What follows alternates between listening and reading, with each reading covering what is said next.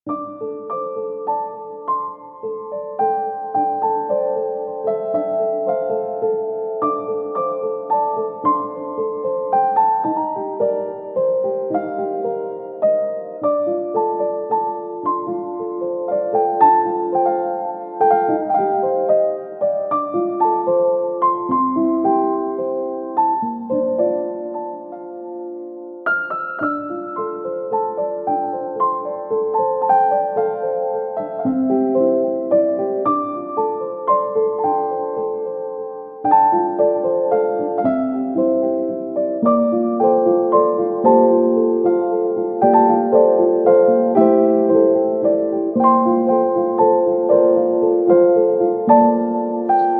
అండి, అందరికీ నమస్తే.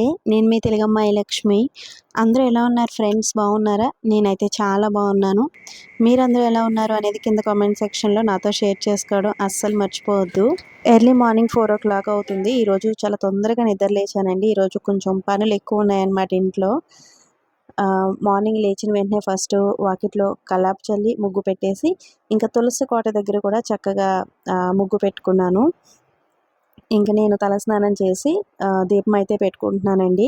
ఇంట్లో ఫస్ట్ పూజ చేసుకున్న తర్వాత తులసి కోట దగ్గర కూడా దీపాలు పెట్టుకుంటున్నాను. ఈరోజు మావయ్య గారి కార్యక్రమం అండి. ఆయన మాకు దూరం అయ్యి 2 years కంప్లీట్ అయ్యి ఇది 3rd year అనమాట. మేము 2 days ముందుగా ఆంధ్ర రావడానికి కూడా కారణం ఇదే అనమాట. మావయ్య గారి కార్యక్రమం ఇవన్నీ ఉన్నాయి కాబట్టి 2 days ముందుగానే ప్లాన్ చేసుకుని మేము ఆంధ్ర అయితే వచ్చేసాము. ఇది కార్తీక పౌర్ణమి రోజు వ్లాగ్ అండి. చెప్పాను కదా, ఇక్కడికి వస్తే నేను కొంచెం బిజీ అయిపోతాను. ఎడిటింగ్ అవి చేసుకోవడానికి పెద్దగా టైం ఉండదు అనమాట. అందుకని వ్లాగ్స్ అన్నీ కూడా కొంచెం లేట్గా పెడుతున్నాను, అర్థం చేసుకోండి. కార్తీక మాసంలో కార్తీక పౌర్ణమి చాలా విశిష్టమైన రోజు కదండి. మామూలుగా అయితే కార్తీక పౌర్ణమి రోజున నేను ఉపవాసం ఉంటాను. ఎర్లీగా నిద్ర లేచి దీపాలు వదులుకోవడం, తులసి కోట దగ్గర పూజ చేసుకోవడం ఇలా ఉంటుంది. అయితే ఈరోజు మావయ్య గారి తద్దినం కాబట్టి ఇంకా దీపాలు వదులుకోవడం అటువంటివి ఏమీ చేయలేదన్నమాట. అంటే చెరువు దగ్గరికి అవి ఏమీ వెళ్ళలేదు. ఇంక ఇంటి దగ్గరే సింపుల్గా పూజ అయితే చేసుకున్నాను. ఇంక ఇక్కడ సత్యాని వీడియోస్లో చూపించట్లేదు ఏంటండి అంటున్నారు కదా. సత్య జాబ్ చేస్తుందండి, స్కూల్లో టీచర్గా చేస్తుందన్నమాట. అందుకని మార్నింగ్ వెళ్ళిపోతుంది, ఈవినింగ్ ఎప్పుడో వస్తుంది. నాతో మాట్లాడడానికి కూడా సత్యకి టైం లేదనమాట, కొంచెం బిజీ అయిపోయింది. సో అందుకని వీడియోస్లో పెద్దగా కనిపించట్లేదు. అంతేగాని వీడియోస్లో చూపించకూడదు అని ఏం కాదండి. నేను పెట్టే విలేజ్ బ్లాగ్స్లో సత్య కంపల్సరీ ఉంటుంది, కనిపిస్తుంది. సత్య లేకపోతే ఎలా చెప్పండి. ఇంకా పూజ అయిపోయిన తర్వాత ఒక గ్లాస్ హాట్ వాటర్ అయితే తాగేశాను. ఈరోజు మార్నింగ్ బ్రేక్ఫాస్ట్లోకి ఇడ్లీ ప్రిపేర్ చేస్తున్నాను. ఇంకా ఈరోజు రిలేటివ్స్ కొంతమందికి భోజనాలు అవి చెప్పామండి. మావయ్య గారి తద్దినం కదా, ఊర్లో ఉండే రిలేటివ్స్కి, పెద్దన్నయ్య వాళ్ళకి, పిన్ని వాళ్ళకి, వీళ్ళకి భోజనాలు అయితే చెప్పామన్నమాట. అందుకని ఇంకా ఈరోజు కొంచెం హడావిడిగా కొంచెం పని ఎక్కువ ఉంటుందన్నమాట. అందుకనే చాలా ఎర్లీగా నిద్ర లేచాను ఈరోజు. నేనే కాదండి, ఇంట్లో అందరూ కూడా ఈరోజు చాలా ఎర్లీగా నిద్ర లేచి ఇంకా ఎవరి పనులు వాళ్ళు స్టార్ట్ చేసామన్నమాట. 2 years బ్యాక్ ఇదే కార్తీక పౌర్ణమి రోజున మావయ్య గారు చనిపోయారండి. ఆ రోజు సండే అనమాట. మార్నింగే మావయ్య గారు ఫోన్ నుంచి ఫోన్ కాల్ వచ్చింది. నార్మల్గా ఏంటంటే సండే టైంలో మార్నింగ్ లేచిన వెంటనే మేము ఇంటికి వీడియో కాల్ చేస్తాము. మావయ్య గారితో, అత్తయ్య గారితో, అందరితో, శబరి అమ్మమ్మతో మాట్లాడతామన్నమాట. ఆ రోజు ఎందుకో కానీ మేము లేవడమే కొంచెం లేట్ అయిపోయింది. సో పిల్లలు కూడా లేట్గా నిద్ర లేచారు, వీడియో కాల్ చేయలేదు. ఇంకొంతసేపట్లో వీడియో కాల్ చేద్దాం, అందరితో మాట్లాడదాం అని అనుకునే లోపు ఇంటి దగ్గర నుంచి మాకు ఫోన్ వచ్చిందనమాట. మావయ్య గారికి సీరియస్గా ఉంది, వెంటనే ఇంటికి వచ్చేయండి అని ఫోన్ వచ్చింది. ఇంకప్పటికే మాకు అర్థమైపోయిందిలేండి, పక్క నుంచి ఏడుపులు అన్నీ వినపడుతున్నాయి. ఇంకా మావయ్య గారు లేరు అని మాకు అర్థమైంది. ఇంకా ఏడుస్తూనే బ్యాగ్లో బట్టలు అవన్నీ కూడా సర్దుకున్నాను అనమాట. ఎలా సర్దానో ఏంటో కూడా నాకు తెలీదు, ఇంకా అలా సర్దాను. అయితే అప్పటికప్పుడు ఫోన్ కాల్ వచ్చింది కాబట్టి ట్రైన్ టికెట్ ఉండదు అండ్ ఫ్లైట్కి వద్దామని ట్రై చేసాం. ఫ్లైట్కి వచ్చినా ట్రైన్కి వచ్చినా కూడా వచ్చే టైం ఒకటే అవుతుందండి, నెక్స్ట్ డేనే దిగుతామన్నమాట. ఇంకా అందుకని ఇంకా బట్టలు సర్దుకుని ఫస్ట్ రైల్వే స్టేషన్కి వెళ్ళిపోయి నార్మల్ టికెట్ ఉంటుంది కదండి, అంటే స్లీపర్ టికెట్ ఉంటుంది కదా, అది తీసుకుని స్లీపర్లో అయితే ఎక్కేసాము. అంటే ఎమర్జెన్సీ టికెట్ తీసుకుని స్లీపర్ ఎక్కేసాము. టీసీ మాకు ఒక సీట్ కూడా ఇచ్చారనమాట. అయితే సాహితీ, సాత్విక్ ఇద్దరికి ఏసీ బాగా అలవాటండి. ట్రైన్ అంటే ఇంకా చిన్నప్పటి నుంచి వాళ్ళకి ఊహ తెలిసిన దగ్గర నుంచి కూడా ట్రైన్ జర్నీ అంటే ఏసీలోనే మేము అంటే సెకండ్ ఏసీ కానీ, థర్డ్ క్లాస్ ఏసీ కానీ టికెట్స్ తీసుకుంటాం అనమాట. అట్లా ఏసీలో జర్నీ చేయడమే అలవాటు. స్లీపర్లో కూర్చున్నాం కానీ అక్కడ వీళ్ళు చాలా పేచీలు పెట్టేశారండి. మాకు ఇక్కడ నచ్చలేదు, ఇందులో మేము కూర్చోము అని చాలా పేచీలనమాట.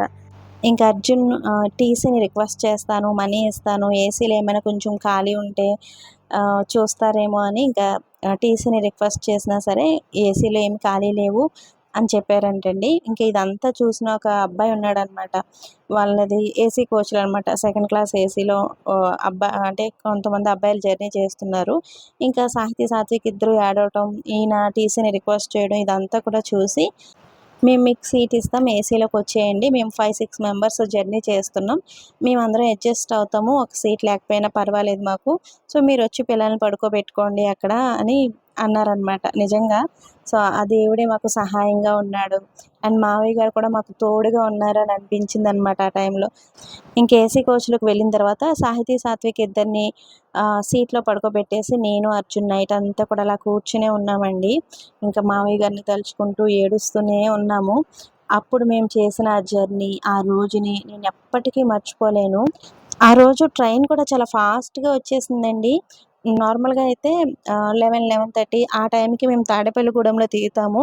కానీ ఆ రోజు మాత్రం 9:30, 10 ఆ టైంకే దిగిపోయామనమాట. ఇంటికొచ్చేసరికి దగ్గర దగ్గర 11:15 ఆ టైం అయింది. ఇంక ఇంటికొచ్చిన తర్వాత అర్జున్ చేయవలసిన కార్యక్రమాలన్నీ కూడా చేశారు. అప్పుడు మేము చేసిన ఆ జర్నీ, ఆ రోజు నేను ఎప్పటికీ మర్చిపోలేను. తిరుపతి ఎక్కడవా? తిరుపతి ఏడ్చావా? గుండు చేసినప్పుడు ఏడ్చావా అంటున్నాను. బంగారు వేడి, బంగారు వేడి.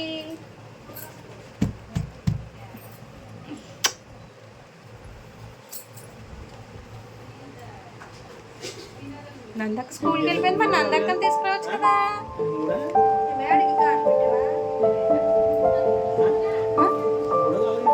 ఏమో మరి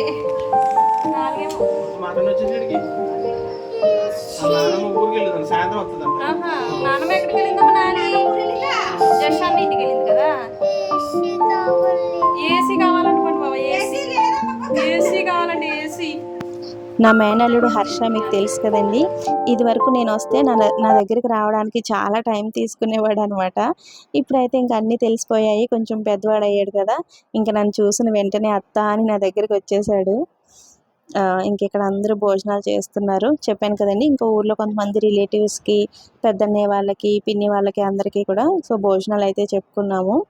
ఇంకా అందరూ ఇక్కడ ఒక రూమ్లో భోజనం అయితే చేస్తున్నారు.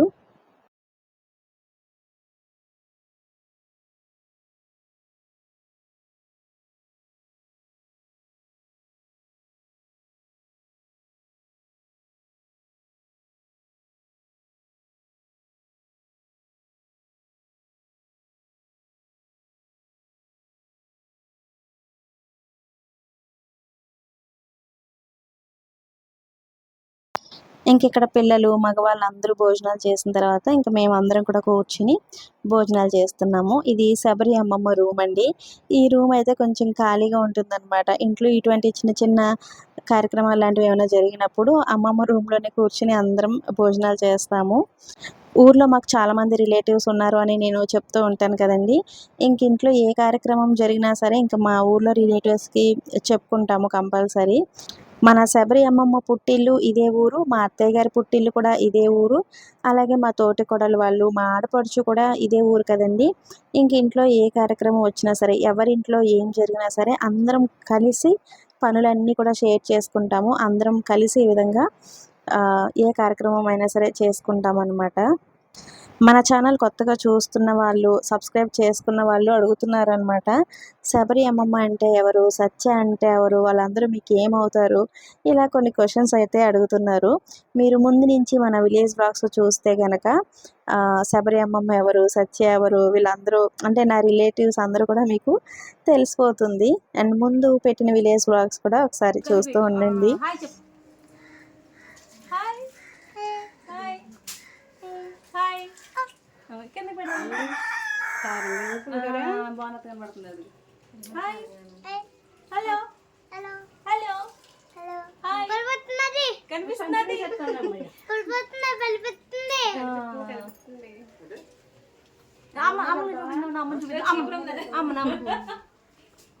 ఇటు పెడదాం ఉండు, అమ్మ గమనిస్తుంది ఉండు, ఇటు పెడదాం ఉండు. అది అమ్మదిగో అది ఉండు ఉండు కనుక పడేకే ఇంకెక్కడ నా మేనల్లుడు అల్లరి మామూలుగా లేదండి. నా ట్రైపాడ్ తీసుకుని దానికి ఫోన్ పెట్టేసి అల్లరి చేశాడు. ఇంకెక్కడ మా వదిన నా శారీస్ కొన్ని తీసుకువెళ్తుంది. బ్లౌజెస్ అవి స్టిచ్ చేయించుకోవాల్సిన శారీస్ కొన్ని ఉన్నాయి.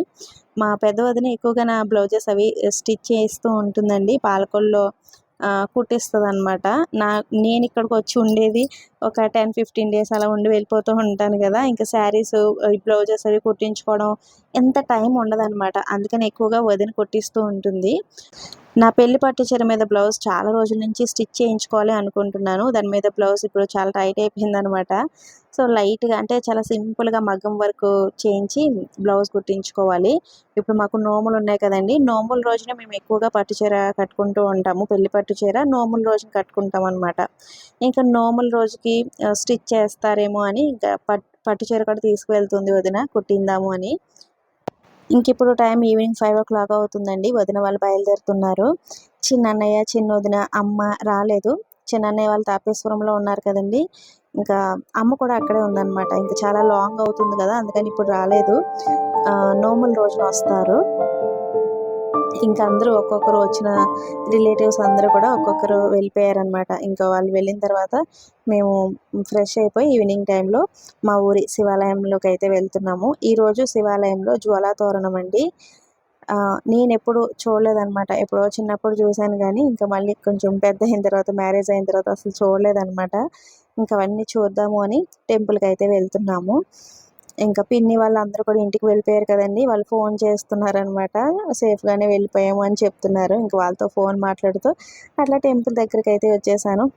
సత్య వాళ్ళ ఇంటికి అయితే వచ్చామండి. టెంపుల్ దగ్గరలో సత్య వాళ్ళ ఇల్లు ఉంటుందన్నమాట. ఫస్ట్ ఇక్కడికి వచ్చి కొంతసేపు కూర్చుని కబుర్లు చెప్పుకున్న తర్వాత సో టెంపుల్కి అయితే వెళ్ళాము.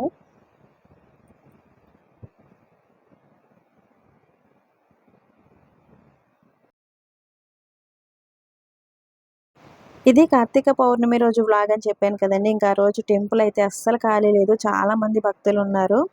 కార్తీక పౌర్ణమి కాబట్టి కార్తీక పౌర్ణమి రోజున చాలామందికి కేదారేశ్వర నోములు ఉంటాయండి.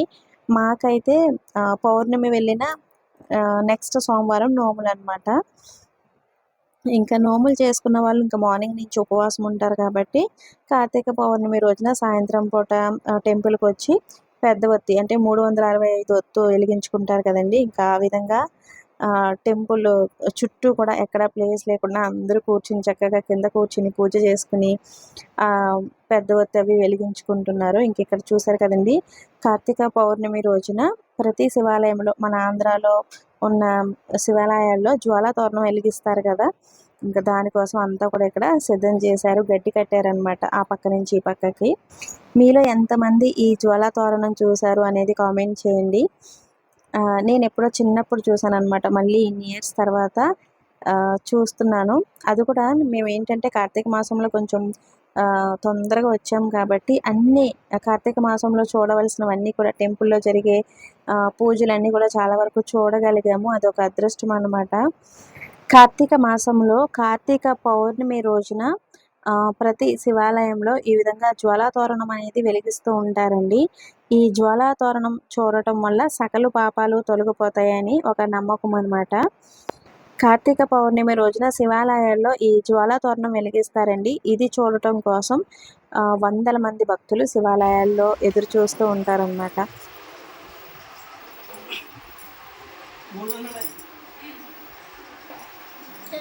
సత్య వాళ్ళ ఇంటికి వచ్చాం ఫ్రెండ్స్. హాయ్ చెప్పింది.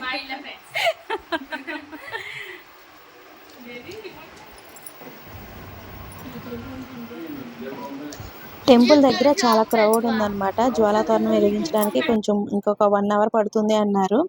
సో అందుకని పక్కన సత్య వాళ్ళ హౌస్ ఉంటుంది, అక్కడికి వచ్చి కూర్చున్నాము. కార్తీక పౌర్ణమి కాబట్టి అందరి ఇళ్లలో కొన్ని స్పెషల్స్ ఉంటాయి కదండి. ప్రసాదాలు అవి తయారు చేసుకుంటారు కదా. ఇంకా విలేజ్ కాబట్టి పక్కింటి వాళ్ళకి అందరికీ షేర్ చేస్తూ ఉంటారు. ఆ విధంగా సత్య వాళ్ళ ఇంట్లో ప్రసాదాలు అవి ఉన్నాయి. ఇంకా అవి తింటూ కాసేపు కూర్చున్నాము. ఇంకా తర్వాత టెంపుల్ దగ్గరికి అయితే వచ్చేసాము.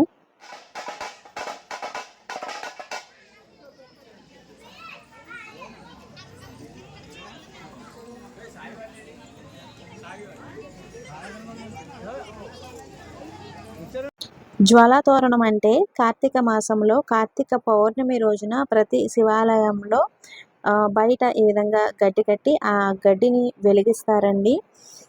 ఆ వెలిగించిన గడ్డి కింద నుంచి శివ పార్వతులని పల్లకిలో 3 సార్లు అటు ఇటు తిప్పుతారనమాట. కార్తీక మాసంలో కార్తీక పౌర్ణమి రోజున ఎవరైతే శివాలయాల్లో ఈ జ్వాలాతోరణం చూస్తారో వాళ్ళకి సకల పాపాలు తొలగిపోతాయని, అలాగే జ్వాలాతోరణం చూస్తే యమద్వారం చూసే అవకాశం తప్పుతుంది అని కూడా ఒక నమ్మకం అన్నమాట. ఈ జ్వాలాతోరణం చూడటం వల్ల మానవులకి, క్రిమికీటకాలకి, పశుపక్షాదులకి పునర్జన్మ ఉండదు అనేది ఒక నమ్మకం అన్నమాట. అందుకని కార్తీక మాసంలో కార్తీక పౌర్ణమి రోజున శివాలయాల్లో జరిగే ఈ జ్వాలాతోరణం చూడడానికి వందల మంది భక్తులు శివాలయాలకి చేరుకుంటూ ఉంటారు. నేను ఆ జ్వాలాతోరణం వెలిగించడం అదంతా కూడా పూర్తిగా చూపించట్లేదండి. ఎందుకంటే వీడియోస్లో మనం ఎక్కువగా వెలుగు చూపించకూడదు, ఫైర్ ఎక్కువగా చూపించకూడదు అనమాట. సో దానివల్ల ఛానల్కి కొంచెం ప్రాబ్లం అవుతుంది. అందుకని నేను పూర్తిగా అయితే చూపించట్లేదండి. సో ఈ జ్వాలాతోరణం వెలిగిస్తారండి. ఆ చివర ఈ చివర కూడా వెలిగిస్తారనమాట. పూర్తిగా కాలిపోతుంది. అలాగే ఈ విధంగా జ్వాలాతోరణం వెలిగించడం వల్ల శివాలయాల్లో ఆ ఊరికి ఉన్న దిష్టి తొలగిపోతుంది. అలాగే ఆ ఊరిలోకి భూత పేత పిశాచాలు లాంటివి చేరకుండా ఉంటాయి అనేది కూడా ఒక నమ్మకం అండి. అది కూడా చెప్తూ ఉంటారనమాట. అందుకని కార్తీక మాసంలో ప్రతి ఊర్లోని శివాలయంలో ఈ జ్వాలాతోరణం అయితే వెలిగిస్తూ ఉంటారు.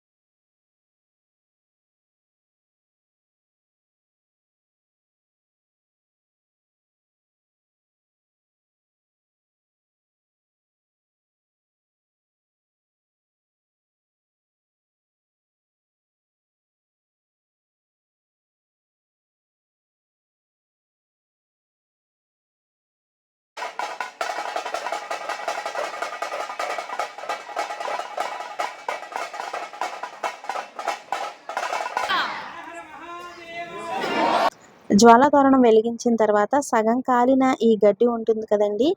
ఆ గడ్డి చాలామంది ఇంటికి తీసుకువెళ్తారనమాట. తీసుకువెళ్ళి సింహద్వారం దగ్గర పైన పెడుతూ ఉంటారు. ఇదివరకటి రోజుల్లో అందరికీ తాటాకిళ్ళు కదండి. వాళ్ళు ఏంటంటే చూరుల్లో పెట్టుకునేవారు. అలాగే ఇంటి పైన కూడా చల్లుకునేవారు అంటండి. అలాగే కొంతమంది ఇంటి లోపల కూడా పెట్టుకుంటారు. ఈ విధంగా పెట్టుకోవడం వల్ల అంటే ఈ జ్వాలాతోరణం వెలిగించిన గడ్డిని ఇంటి బయట కానీ ఇంటి లోపల కానీ పెట్టుకోవటం వల్ల ఇంట్లోకి గాలి, ధూళి, పీడలు లాంటివి రాకుండా ఉంటాయి అనేది ఒక నమ్మకం అన్నమాట. అందుకని జ్వాలాతోరణం అయిపోయిన తర్వాత వెలిగించిన తర్వాత ఆ గడ్డిని కంపల్సరీ ప్రతి ఒక్కరు ఇంటికైతే తీసుకువెళ్తారు. ఇంకా ఈ కార్యక్రమం అయిపోయిన తర్వాత శివయ్యని దర్శించుకుని ప్రశాంతంగా కొంతసేపు టెంపుల్ దగ్గర కూర్చుని ఇంటికైతే వెళ్ళిపోయాము. ఈ వీడియోని ఇంతటితో ఎండ్ చేసేస్తున్నాను ఫ్రెండ్స్. వీడియో నచ్చితే తప్పకుండా ఒక లైక్ ఇవ్వడం, అలాగే ఒక మంచి కామెంట్ పెట్టడం అస్సలు మర్చిపోవద్దు. లేట్ అయినా సరే వ్లాగ్స్ వస్తూ ఉంటాయండి. 2 డేస్కి ఒక వ్లాగ్ అయినా సరే పెడతాను. సో వీడియోస్ అయితే అస్సలు మిస్ అవ్వకుండా చూడండి. మరొక మంచి న్యాచురల్ విలేజ్ వ్లాగ్తో మళ్ళీ మీ ముందుకు వచ్చేస్తాను. సో వీడియోని హైప్ చేయడం కూడా అస్సలు మర్చిపోవద్దు. Thanks for watching. బాయ్.